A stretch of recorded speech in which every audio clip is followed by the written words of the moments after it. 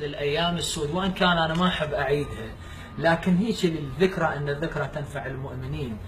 بالنسبة لل 2006 طبعا الدمار اللي مر بينا والفتن الطائفية، عنده صديقة أيام الجامعة عمر من أهل الأعظمية، فكنا نتراسل أنا وياه، أنا أقول له لا تجي مناطق ساخنة، هو يقول لي لا تدخل لا تفوت على صليخ. كتبت له أبيات، هي قصيدة طويلة بس أقرأ أبيات.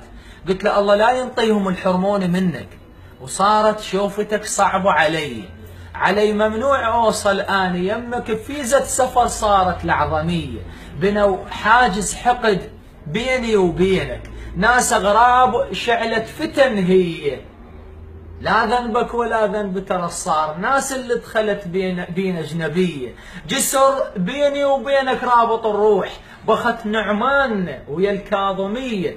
قصيدة طويلة، نقد تفتيش خلوا بين القلوب، وصدق موتتنا صارت على الهوية.